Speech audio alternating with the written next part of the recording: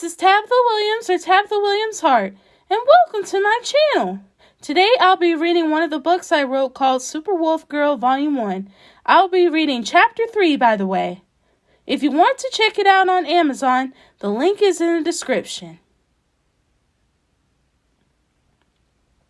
Make sure for those of you that are not subscribed to smash the like button, comment, share, and subscribe to the video and get push notifications here on this channel.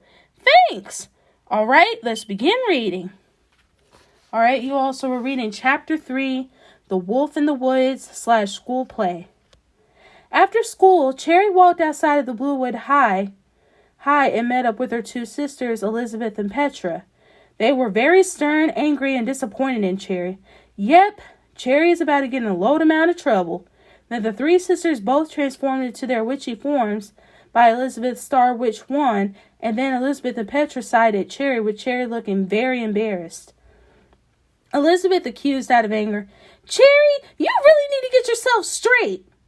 Elizabeth then added with her arms crossed in anger, "I mean, this is the third time you got yourself in detention. The next thing you may know, you might get a referral." Petra then accused in anger, "And if Dad finds out about this, he's going to turn all three of us into ugly toads." Cherry pleaded with an apology, "I'm sorry, I won't do it again." Elizabeth then took a deep breath and sighed. Then Elizabeth shouted in anger, "You better not screw this up again and you'll really be sorry." Petra then shrugged, "Come on, girls, let's just go home."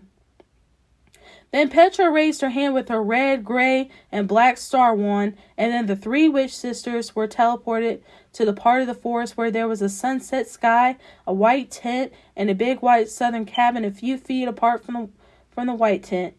Then the witch girls headed home to the white cabin home for the night. Deep in the Bluewood Forest, in a strange part of town at night, Alma, with her school uniform on, crept and stepped into the forest like a scared little child. She was looking for a way out of the dark depths of the forest. Then, howl. Alma then fearfully whispered, "I don't know. I don't think this is the camping grounds I was supposed to be going to."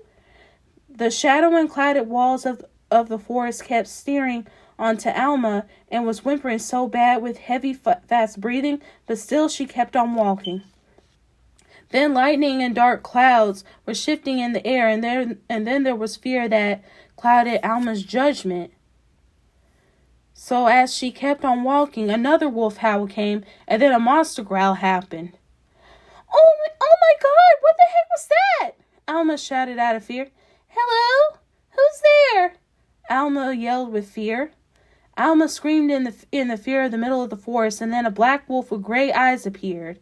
The wolf looked dark and mysterious as it growled at Alma, somewhat like the time when Aunt Lydia and I were camping and saw a mountain lion attempting to attack us on our hiking and picnic trip at Nesbitt Mountain State Park, a place where there's a clean waterfall, lots of rose gardens, and orchid gardens.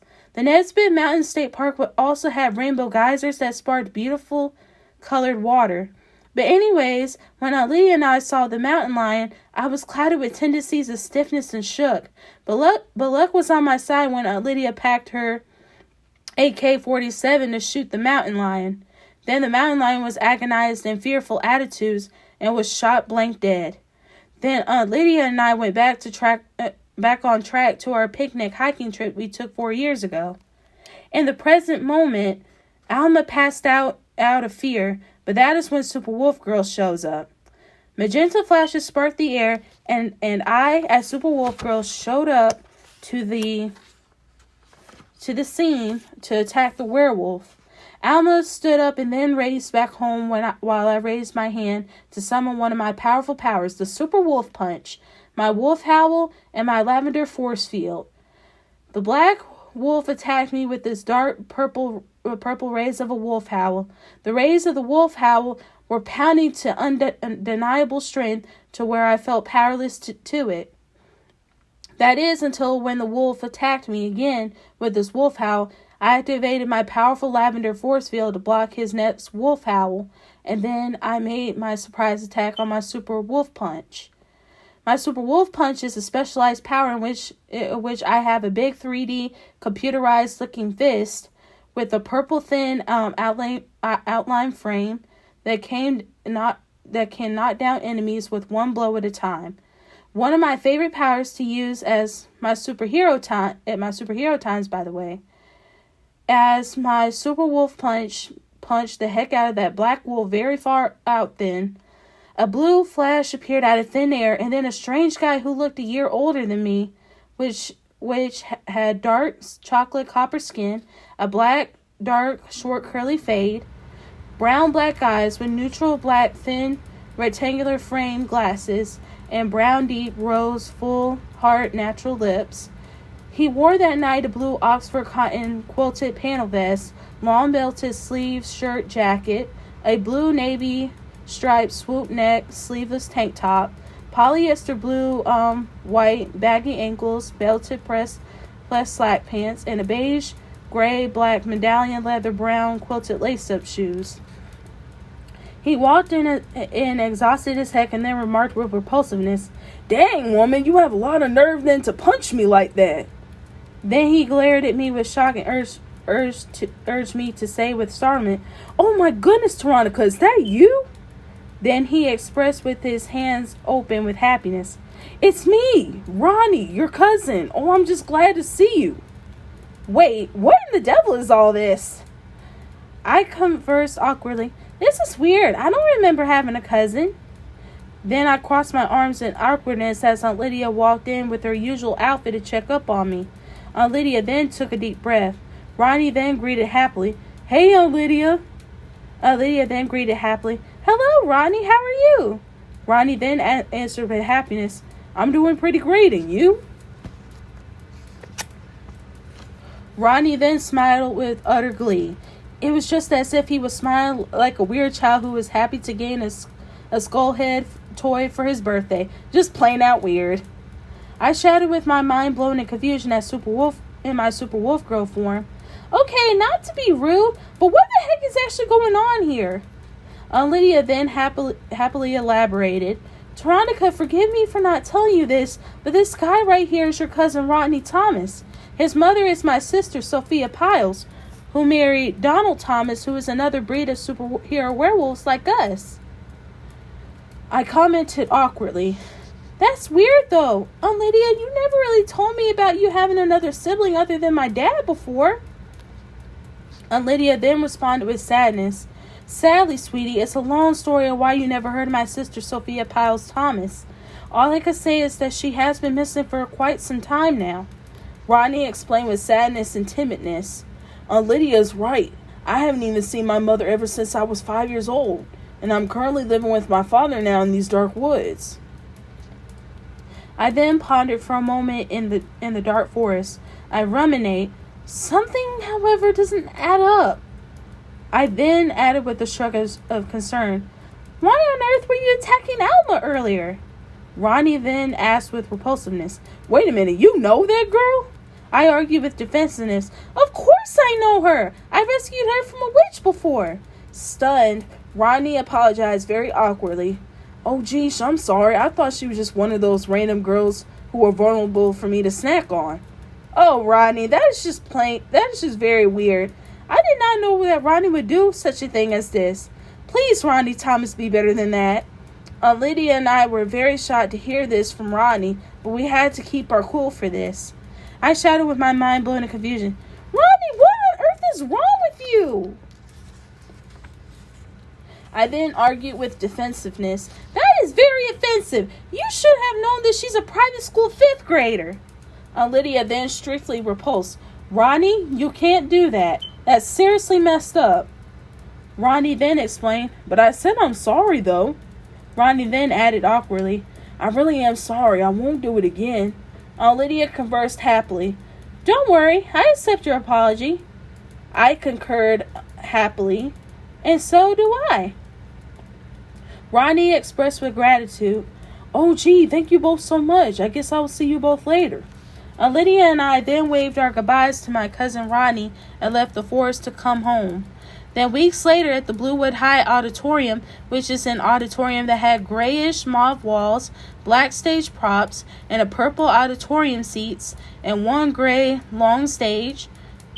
The Bluewood High drama class students contained Florence, Joe, Oscar, Elizabeth, Ray, Ronnie, Jonathan, and I. Everyone even wore their usual outfits except for Jonathan and Elizabeth. Jonathan wore his usual glasses, a cotton red candy short sleeve swoop neck plain shirt, blue cerulean cotton press slack pants, and leather red studded lace-up quilted pattern ankle boots. Elizabeth that day wore a metal silver Novea gem pendant necklace, gray ivory transparent polyester transparent leggings, metal navy blue double leaf hanging earrings, cotton blue seafoam pleated small belted waist high skirt, a wool gray black double button elastic knitted headband, a blue cerulean leather collared crop rolled up sleeves jacket, a black and blue leather belt ankle boots, and a cotton true blue tank top. Jonathan conversed happily. Wow, Veronica, I'm surprised to see that your cousin Rodney goes to this school now. I concurred happily. Yep, he even told me that he loves this school so far too. Jonathan then gestured out happily. Maybe I should say hello to him. As soon as Jonathan waved his hand to greet his hello to Rodney, Rodney in return put his messenger phone in his pocket and then crossed his arms in anger. Yep, it seems that Rodney is definitely not used to being my best friend yet, but hopefully he will be in the future. Jonathan then grew in wallows of sadness and timidness, while I grew in temporary sea of sadness for Jonathan. Jonathan then turned to me and then shrugged sadly with concern. I guess he's probably shy to even say hello to me. I guess, Jonathan, I guess.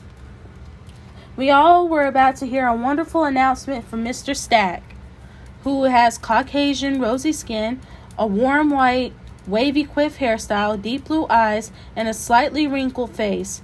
He wore that day a warm neutral gray slipknot plaid cotton scarf, leather brown beige warm gray medallion quilted lace-up shoes, a black and polyester white long sleeve cuffed vest and combo, and a polyester blue-white baggy ankle belt press slacks. As the class gets ready to hear the announcement, we are either on our phones listening to music, on a CD player, and or talking with our friends. Today is the day where our class is about to hear a good announcement, an announcement in which the crowd is proud to listen with our mellowing ears. Mr. Stack coughed out and then greeted out with his hand on his hips. Okay, class, may I have your attention please with no phones? And Oscar, please take those headphones off. Oscar then put up his headphones so that Oscar and our class could hear the special announcement. Mr. Stack then communicated neutrally. I understand that we may have a small class due to a lot of students dropping in this theater class, but I have some wonderful news to tell you all. Mr. Stack then announced happily, I'm here to tell you all for our autumn play on November 4th, we will be performing a Little Red Riding Hood play that is sponsored by the St. Gibson's Presbyterian Private School. With these roles, you will all volunteer instead of auditioning for it. With a clipboard, paper, and pen, Mr. Stack then read his volunteer role paper and asked, Now who volunteers to play the role of Little Red Riding Hood? Both Elizabeth and I raised our hands for that part, but luckily I raised my hand first and the quickest, and Mr. Stack then noted happily, Okay, Veronica, you raised your hand first so that you will be playing the role of Little Red Riding Hood. Elizabeth then crossed her arms in anger, but I then expressed gratitude. Thank you so much, Mr. Stack. Mr. Stack then assured with confidence, You're welcome, Veronica. Mr. Stack then wrote down his role for me and then asked while still reading the volunteer paper, Now who volunteers to play as the big bad wolf? I raised my hand and volunteered greatly.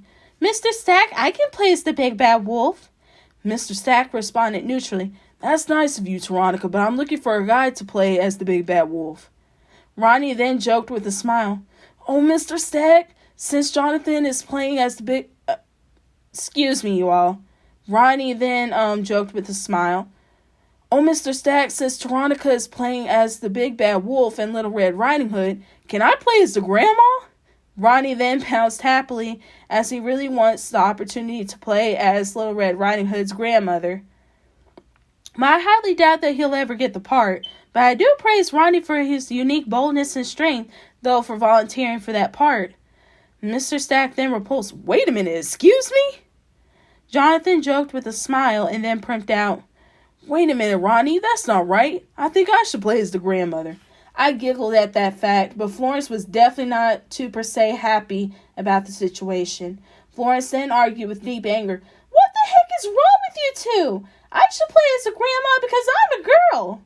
Oscar then asked and stated with his mind blown in confusion. But Florence, I thought you were a tomboy. Ronnie then joked and suggested. All in favor of guys who want to play as a grandma say aye. And guess what? Almost every guy in the class raised their hand, which made Florence boil like chili and jalapeno peppers. Then Florence shouted with intense anger, Man, you guys are idiots! Mr. Stack argued with anger and then crossed his arms in anger. No, we are not getting guys to play as a grandma, and that's final. I'm starting to lose my patience as well. Since all of you guys want to act up, I decided to give the role of the grandmother to Elizabeth, and Ronnie, you'll be playing as the Big Bad Wolf. Jonathan and I were mortified and embarrassed, while Ronnie sighed with seas of disappointment, and Elizabeth then shook her mighty fist of anger. Mr. Stack then stated neutrally after he chilled her out with a boiling part of anger. Now then, Florence, since you're the only girl left, you will be playing as Little Red Riding Hood's mother. When Florence rolled her eyes, I could tell that she looked like she was very agitated and that she was probably thinking to herself about the situation. Hoo boy. Mr. Stack then continued, Okay, anyways, our last role is the huntsman. Does anyone volunteer to play as the huntsman? Jonathan then raised his hand up and then conversed. I volunteer, Mr. Stack. I don't have a role yet anyway, so I volunteer for the role. I then applauded my best friend, and then my best friend Jonathan blushed a little bit. Mr. Stack then gleed with appreciation, and then stated out lastly and happily, Very good, Jonathan. That concludes our roles except for the rest of you being costume designers and stage crew. Class dismissed. We all then left the auditorium for that day, but then on the night of the play, backstage from the auditorium filled with prop sets, multicolored designer clothes, etc., the audience will see a wonderful play about the story of Little Red Riding Hood. High school play edition, that is. We all have our best designed costumes together, such as Florence wearing her mother costume that contained cotton pink and white polka dot, small tied rabbit ear headband, cotton black, white flat canvas sneakers, cotton green teal open buttoned up, rolled up, cuffed up tuck shirt, and a silk green pine long gold patterned skirt. Elizabeth then wore the grandmother outfit that contained her getting prosthetics done to make her look older, round burgundy closed pumped heels, a long sleeve purple lilac and gray cotton torso shirt, a simple crystal purple royale gold chain pendant necklace, crystal red fuchsia country chick diamond embedded earrings, and a plastic pink rubelite nerdy thick frame glasses. I had then the Little Red Riding costume that contained a red plum rose cotton tied front hood hanging from the cotton red true draped hero cape, a cotton red plum rose and a white princess seam shirt bow dress, black and red praline knee-high socks with Mary Jane heels, a red cherry quilted pattern paneling belt open jacket, and a wicker brown picnic basket. Ronnie wore his wolf costume that contained fox gray, black cotton werewolf ears, leather gray, black fur tied duckbill boots, gray-black long sheepskin shearing jacket, raven blue pleathered catsuit studded pants, and a neutral black swooped neck short sleeve muscle shirt. The stage crew had to wear all black attire, and last but not least, there's Jonathan as the huntsman, in which his outfit contained a gray-black wool scarf stripe heavy jacket, leather brown beige medallion quilted lace-up shoes, a metal gold long rectangular chain pendant necklace, neutral black swoop neck short sleeve muscle shirt, his regular glasses, and a gray-black torn knees denim jeans. Behind the scenes before the show, Elizabeth and Florence were having a venting conversation with each other. Florence asked with sadness and exhaustion to Elizabeth while she took a deep breath, and Florence sighing, "Girl, why are you nervous?" Elizabeth admitted out of exhaustion, "Florence, I'm starting to doubt that this play will be successful." Elizabeth then responded with doubtfulness, "I mean, how dare Mr. Stack cast me as the grandmother to Little Red Riding Hood?" Elizabeth then vented and argued out of an anger, "I look so ugly and terrible in this attire. I should have been Little Red Riding Hood." Florence then confessed with her arms crossed in anger, "Honeybee, you ain't the only one complaining about this play. I wanted to be the grandmother in this play so bad. But unfortunately, those idiotic boys in our class ruined my attempt to portray myself as the grandmother. I didn't even ask to play as the mother to Little Red Riding Hood. I didn't even know for that part you had to wear a dress at first. Then you had to wear a skirt and a shirt for that part. And I wanted to complain about that too because I felt like it violated my tomboyish rights." Florence then took a deep breath and then she expressed with sadness and exhaustion, "Oh well, at least I get to wear sneakers with the attire." Elizabeth then said with sadness and exhaustion and gratitude, "Thanks for the advice. I hope to break a leg out there." Florence then conversed with sadness and exhaustion, "No problem." Florence Elizabeth then made their exit to prepare for the play, but then Jonathan and Ronnie and I came backstage to discuss some things. I happily expressed, "Good luck to you, Jonathan the Huntsman." Jonathan then conversed with happiness, "Thank you. Good luck to you, Veronica." I then turned to Rodney and told him happily, "And good luck to you, Rodney the Big Bad Wolf." Rodney then uttered with gratitude, "Thanks, Veronica, you too." Then some music started to play out, and Rodney and Jonathan and I looked around the room as the show was about to start. I then shrugged neutrally, "Oh well, the show's about to begin." There were lots of people that came to see them play, and at the auditorium stage, Mr. Stack came into the play, and then he announced to the audience happily, "Good evening, everyone. Greetings. I'm Mr. Stack, the director of this wonderful autumn play. As you can see, we have great students that are acting in this play, especially with the small cast, but we eventually made it work. St. Gibson's Presbyterian Private School sponsors this show. We deeply appreciate them for helping us with the costume work and other things. But behind me is a cast list of the roles, and if you all want to see more for the cast, it's on the program since I didn't have enough space to put everyone's names on, and I'm deeply sorry for that. So I hope you all enjoy this and have an excellent night after this show. Thank you." Then as Mr. Stack made his exit, the stage crew that contained Oscar, Joe, and Ray then were about to push the first house prop that contained 2 cutout circular windows. It's definitely a red-themed house, wooden stairs, and a wooden chair, and that contained a brown wooden drawer. Oscar then whispered with his stage crew, "Push!" Then the stage crew boys pushed the house prop to the center of the stage, and then when Florence and I were about to make our way to the stage prop, Oscar whispered to Florence and me, "Your cue, girls." Then as the stage crew boys made their way and the stage lights made a magical flash, and then I acted out with a shy greeting on the stage prop, "Good morning, Mother." Florence then greeted out neutrally on the stage prop, "Good morning, Little Red Riding Hood." Florence then asked with her arms crossed neutrally, "Little Red, dearest, would you mind if you could deliver these goodies of cake and wine to your grandmother?" I then asked with uncertainty, "Are you talking about my grandmother that lives in the woods?" Florence then concurred with happiness, "Why, of course. She needs to see you right away since she's been very ill and I have some errands to take care of."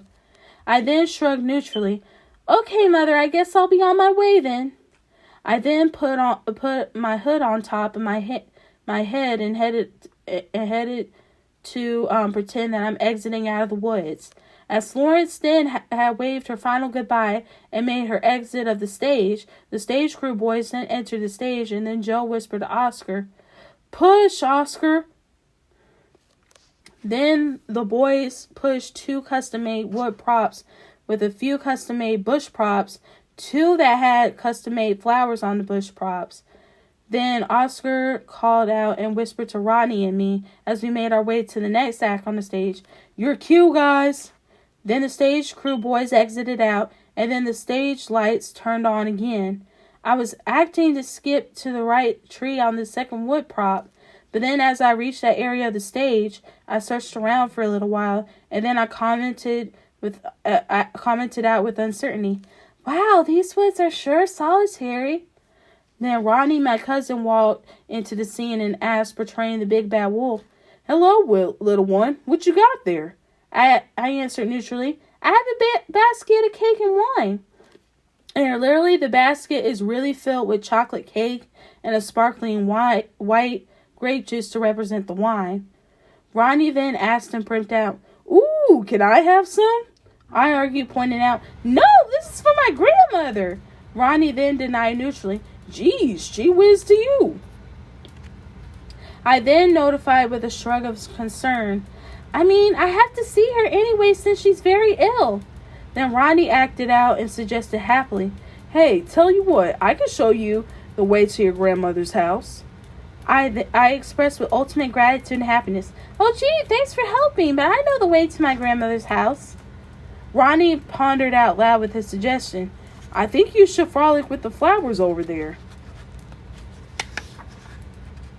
I concurred with happiness. "Okay, maybe I will."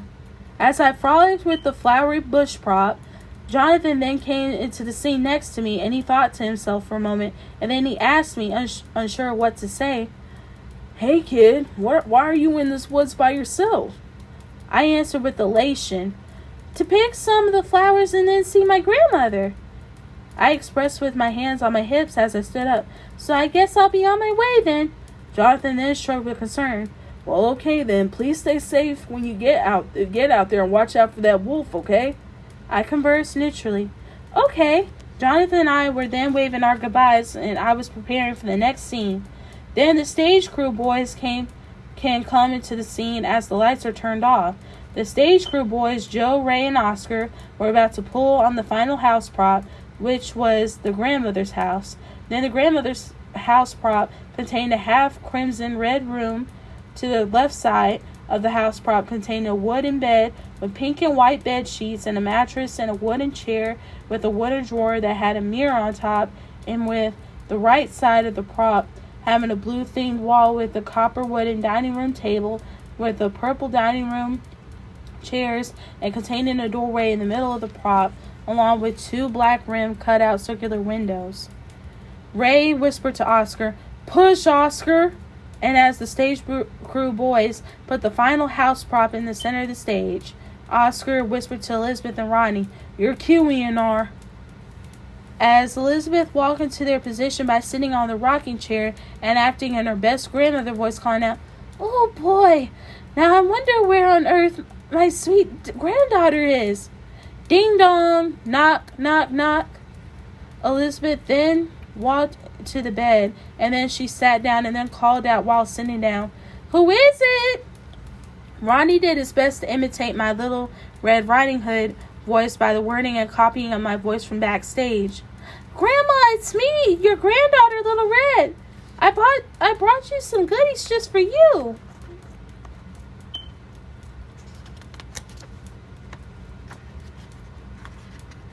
Elizabeth then stood up and called out for a happy ephemeral time, "Just a minute, dear, I'm coming."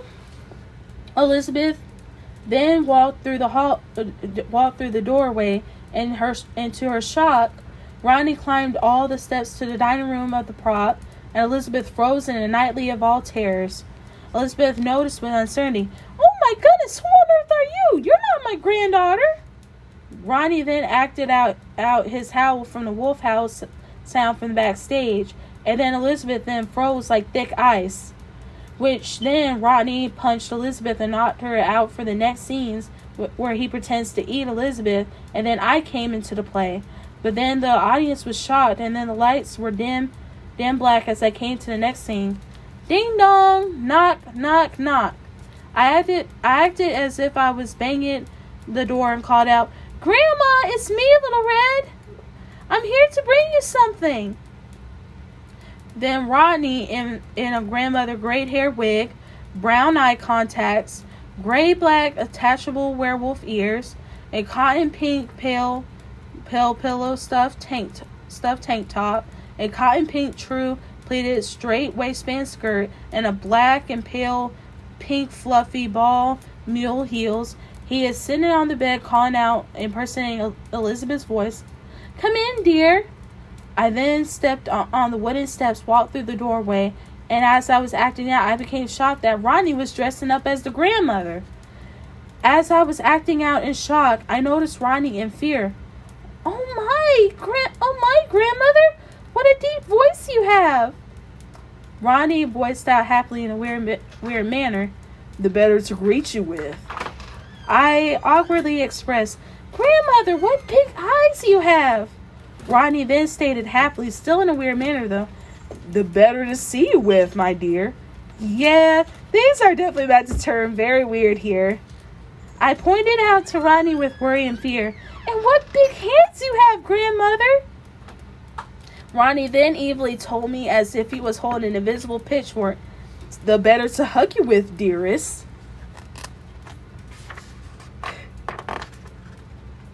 I then commented in fear with my mind blown in confusion. What a big mouth you have too, Grandmother! Rodney then interrupted with the threatening voice, the better to eat you with, my dear. Then I screamed as Rodney knocked me out, and then the curtains were closed and the stage lights were turned off. I walked backstage to make the audience think I was eaten alive by Rodney, and then as Jonathan got into the position in the middle of the steps of the prop, the lights turned on. Jonathan searched around and then commented with uncertainty, That's weird. It looks like the door is unlocked. Jonathan entered in, and then once he got into the bedroom part of the house prop, Rodney was in heck of a shock. Jonathan then asked with his arms crossed in anger as Rodney stood in awkwardness, Hey, Mr. Wolf, where's Little Red and her sweet grandmother? After hours of silence, Rodney then lied out of fear, Well, I'm not sure. Then Jonathan grabbed a plastic knife to act as if he would cut Rodney's fake stomach up as Rodney began to faint. Then once he fainted, the lights turned off for a moment, and then Elizabeth and I rushed to the bedroom of the backstage prop. Then the lights quickly turned on, and Elizabeth gleefully commented with gratitude, Thank you so much, kind sir, for saving my granddaughter and me. I added happily, We also appreciate the help that we received from you. Jonathan expressed with a smile on his face, And you both are welcome. Just make sure you are careful in these woods and stay away from those predator wolves. I told Jonathan happily, Don't worry, sir. From now on, we will always be careful in these woods. Then the lights flickered off and Rodney stood up, and then we all walked backstage so that the stage crew boys could push the prop back to the other side of the backstage. As that happened, Mr. Stack, along with the rest of the stage cast and crew, came on the stage, and then we bowed to the audience as they clapped for our great performance. Mr. Stack then announced happily, Give it up for Veronica Piles as the star, Little Red Riding Hood. The audience cheered really loud and happily for me. Then Mr. Stack announced, Give it up for Florence Williams as Little Red Riding Hood. The audience still cheered for Florence. Florence, you have done an amazing performance, girl. Mr. Stack then announced one more time with a happy tone. And last but not least, we have Jonathan Westbrook, Elizabeth Brown, and Rodney Thomas as the huntsman, the grandmother, and the wolf. Then the audience cheered loudly and roared happily for all of us. Then after the school play, many came to the play, including Petra, Cherry, and Aunt Lydia. Petra stood up as most of the audience got up from their seats to leave. She then pulled out her flip phone and answered, Hello, Mom? Yes, ma'am, the school play is over. In sadness, Petra then ended the phone call. You need all three of us right now? Okay, we'll be there. She hung up the phone and then she told Cherry, Come on, Cherry. Let's get Elizabeth because Mom needs us at home. Petra and Cherry then ran out of the auditorium to get Elizabeth to go home, while Lydia sat down and pondered as if she wants to know what they are really up to. Could Elizabeth, Cherry, and Petra be up to something terrible, something immoral, or is it a plan that could shake up to the city of Bluewood to peril? Let's hope it's not something vile. All right, you all, that is the end of chapter 3. So like I said, you all, be sure to like, share, comment, and subscribe and get those push notifications on. And I will see you all next time. Bye-bye.